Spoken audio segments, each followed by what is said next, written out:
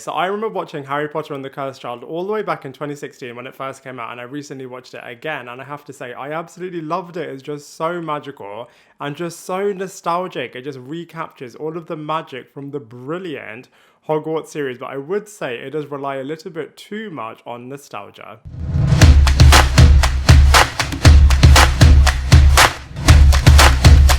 What is up, everybody? Welcome back to my channel, Lifestyle Critic. I hope you're having a brilliant day. So in this video we are going to be reviewing Harry Potter and the Cursed Child, which is the theatrical continuation of the incredible Wizarding World series, and it's set 19 years from the ending of Deathly Hallows Part 2 and is deemed to be the 8th installment as part of this Harry Potter world and storyline series. And I have to say, it's really, really great. I feel like they balance all of the storytelling between all of the new characters and the beloved existing characters really, really well.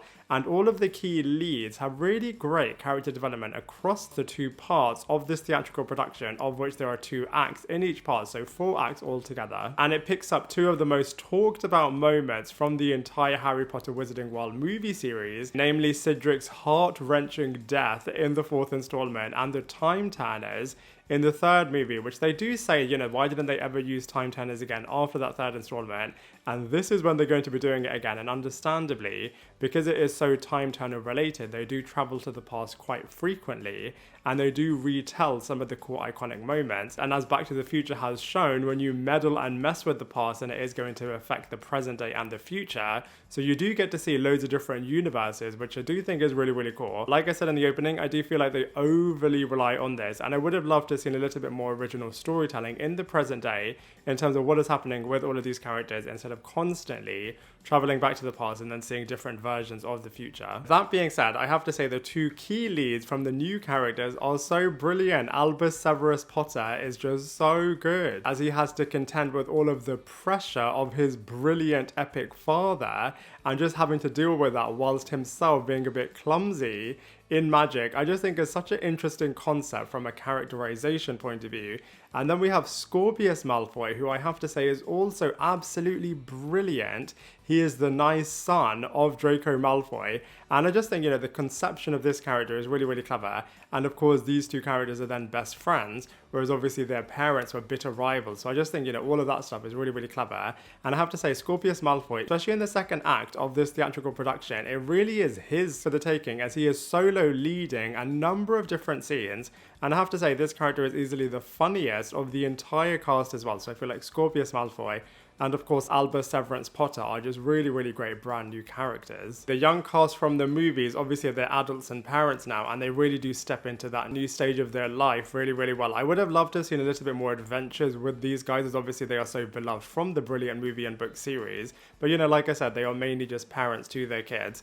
That being said, Draco out of all of them does have some incredibly witty one-liners, so the Malfoys really do carry this theatrical production. There is a big dramatic twist that takes place before the final act starts, and I have to say it is a little bit predictable. If you have seen loads of movies and loads of TV shows, then you can see it coming a mile off. But one thing that I do love about the Wizarding World series is that there is pretty much the only one that has had one consistent villain and one baddie that is the villain across the entire series, and this installment is no different, as Voldemort really is the evil guy lurking in the background. Hermione and her daughter Rose don't really do that much in this installment. I mean, they do a couple of stuff in the background, but they really are tertiary / secondary characters.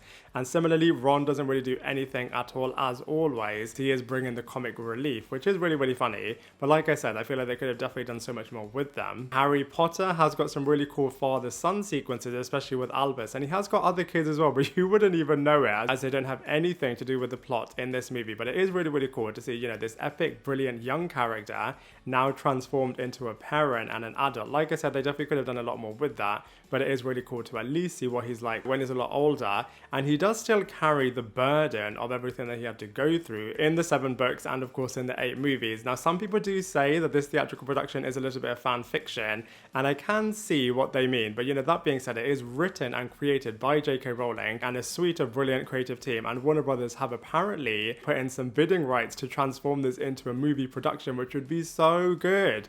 I'm sure that they will change a couple of different storylines to make it even bigger and better and maybe more suitable for the big screen, which would be really, really cool. But I do hope one day we do get to see some kind of a continuation with the beloved characters that we left off in Deathly Hallows, as this theatrical production has shown that the future of these characters and their storylines and their kids and all that sort of stuff is so rich, and it would just be so incredible to kind of see a bit of a continuation with this. So, you know, overall, I really enjoyed Harry Potter and the Cursed Child. I feel like it is super emotional, some incredible throwbacks, connects to the lore really well, and just introduces some brilliant brand new characters, and we obviously get to see our beloved characters returning once again, and I just love the connection with all of the time traveling and Cedric's death being at the center of this entire theatrical production. I would have given Cursed Child a 7 out of 10 because of all of the reasons that I've said in this review, but because I just love the wizarding world and because it was just so magical to return to all of it, I'm going to give it an 8 out of 10. Now, I'd love to hear what you thought of Cursed Child, so please let me know in the comment section below. Otherwise, I look forward to seeing you in my next video.